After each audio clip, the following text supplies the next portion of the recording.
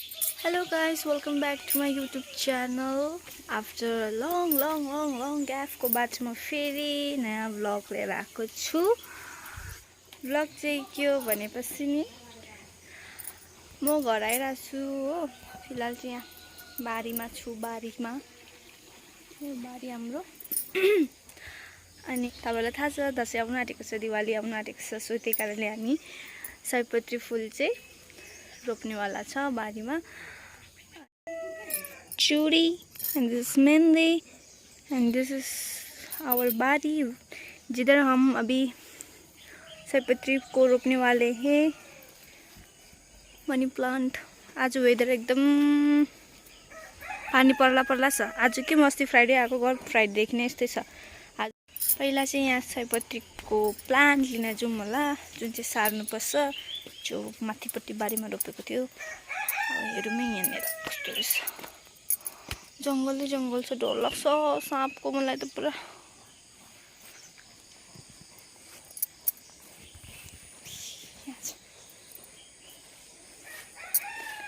आफ्नो ल्याउँदै आफ्नो रोप्दै ठुल्ठुलो लिएर आउनु अरे मम्मीले भनेको.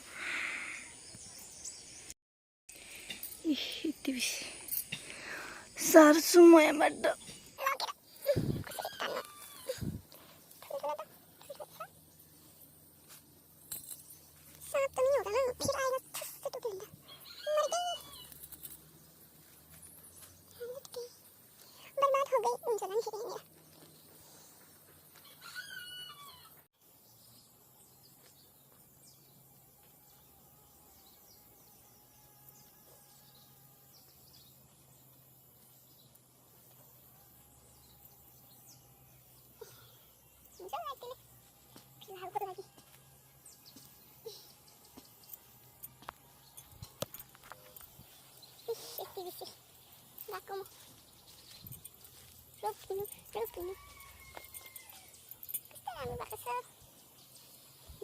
दिन बहुत अच्छा हुआ है.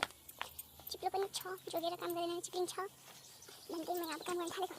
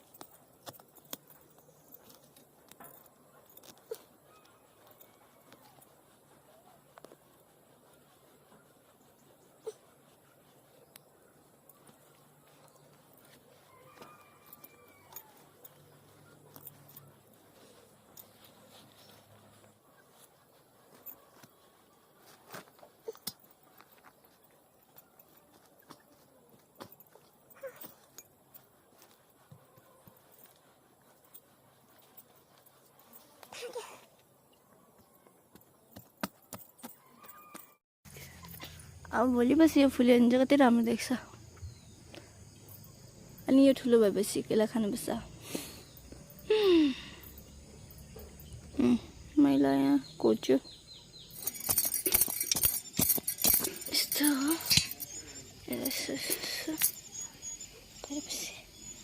एउटा फुल चुटायो.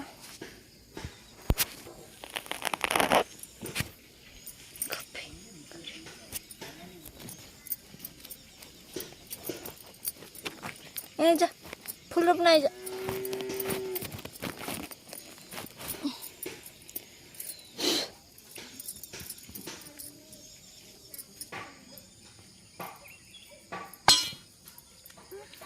अब त केले घोच्ने सबै आइपुग्यो. अब त मैले रोपी त सजिरहेछ. भाँचै छ. जाप्दैन होला है. जरा चुट्यो पनि गयो. जरा टुट्यो होइन. यो कसरी निकाल्नु? त गरम मैले तानेको थिएँ. बेसी नै आएछ. दिवालीको लागि सयपत्री फुल रोपेको हामीले दिवाली आउन अझै 2 महिना छ 2 महिना अगाडि रोप्छ त बेसी टाइम लाग्छ सयपत्री फुल फुले ठुलो भएर फुल्नु म त सजिलो अहिले त सजिलो हुने रहेछ अघि नै ल्याएको भए त म अहिलेसम्म रोप्नै सक्थेँ रहेछ नि उही त थियो त अन्त उनीबाट उखाल्नु अस्ति मैले र मम्मीले छरेको होइन हौ त्यहाँबाट उखाले कि मेरो मतलब यो अघि भएको अघि रोपिसक्थेँ रहेछ मैले भनेको नि तिमी चाहिँ रड लिएर आउँछौ खन्नु लागि अन्त कहाँ हुन्छ यो मम्मीले देखाउनु भएको रड मम्मीले सानो रड दिनुभएको मैले सानो बेच्नु फेरि यो खुट्टामै लाग्यो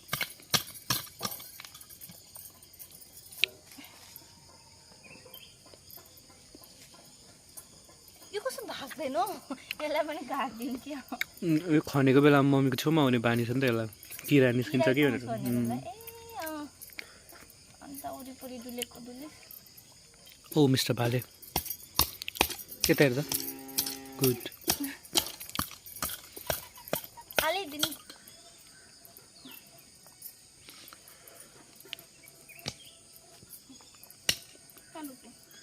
हौ त्यहाँ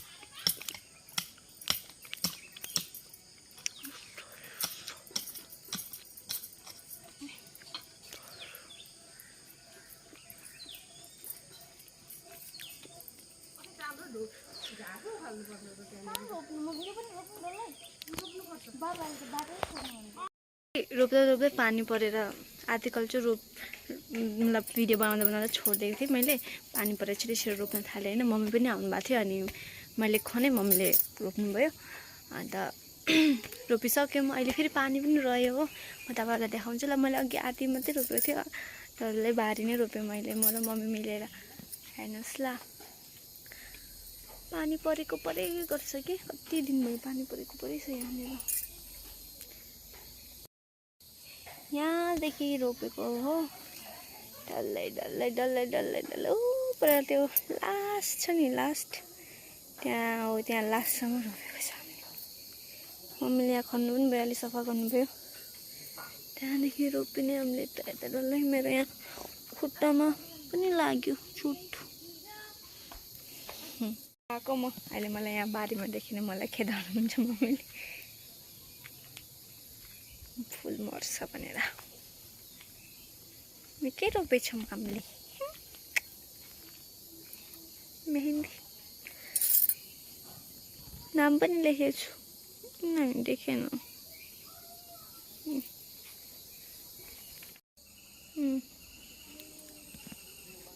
आन्टी सक्नु भएको छैन तपाईँ अघि पानी पर्दा आउनु भएन पानी परेर त घर आउनु भइसक्यो भनेको त म भिडियो बनाएको खोइ तपाईँको रिङ देखाउनुहोस् त आसो आसो एखाने आसो मैले बनाइदिएको रिङ त्यसरी होइन यसरी हौ मैले लगाइदिएको अहिले चाहिँ मेहन्दीको रिङ लाउँदै गर्नु हो भोलिपछि म धनी भएपछि ओरिजिनल रिङ लगाइदिन्छु यो चाहिँ मेरो नाम मेरो प्यारको नाम म यहाँ बेसी बस्दिनँ खुट्टा काट्छ मेरो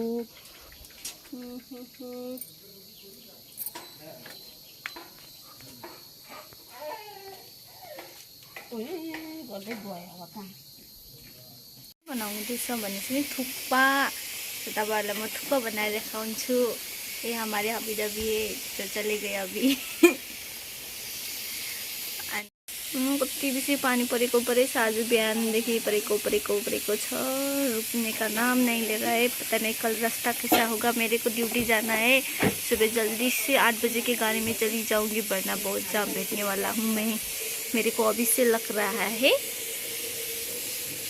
अभी मैं जल्दी थुक्पा बनाउन लागि प्याज खुर्सानी काटिसक्यो यो चाहिँ भरे यस्तो छर्किनुलाई थुक्पामाथि यो चाहिँ अहिले सब्जी आलुको लागि यो टमाटर यहाँ आलु पाक्दैछ यहाँ थुक्पा बोइल हुँदैछ आलु सिटी लाग्दैछ मम्मीले बनाउनु हुँदैछ नदेखाऊ लु अब रेडी पछि देखाउँछु तपाईँहरूलाई बेनु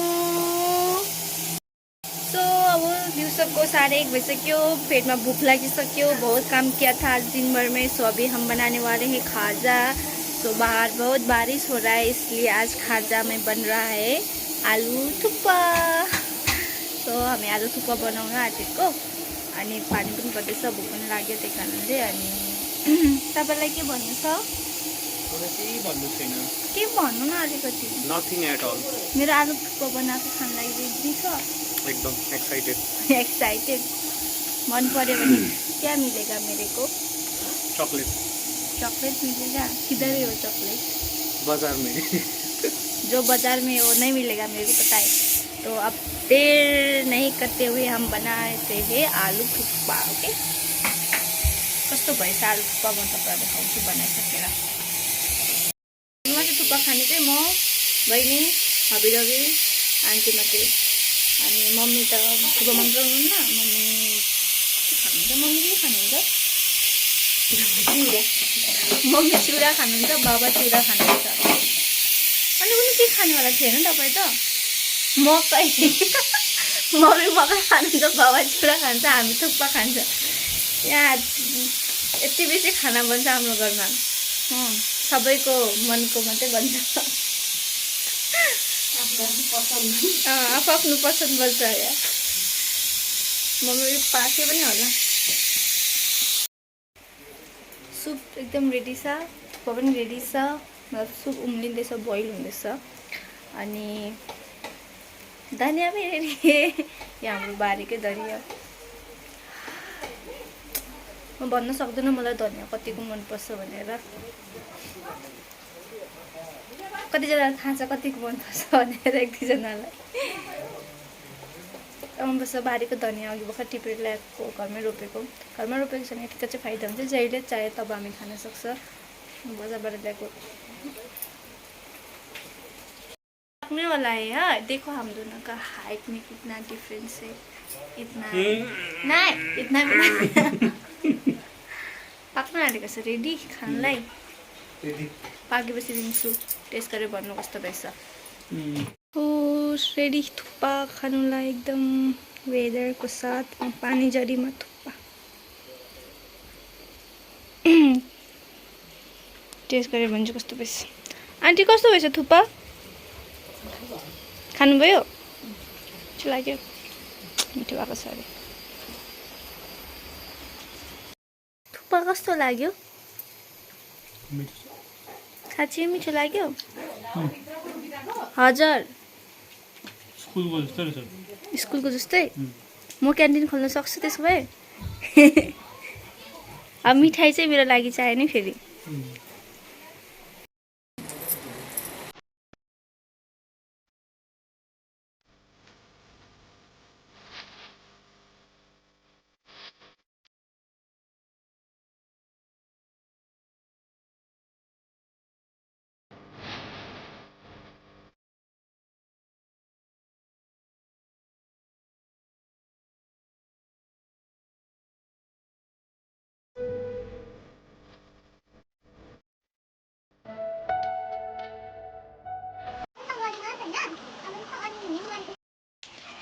हेर्नुहोस् वेदर एकदम चिसो भन्दा चिसो चिसो चिसो भएर आइरहेको छ हो त्यसै कारणले चाहिँ अब चाहिँ म गएको सुत्नु तातो तातो मिठो मिठो पकाएर खाएर सुत्न जानुहोस् होला सो म तपाईँलाई मेरो नेक्स्ट ब्लगमा मिल्छु तबसम्मको लागि बाई टेक केयर मेरो भिडियो यो ब्लग हेरिदिएको भए धेरै धेरै धन्यवाद see you in my next blog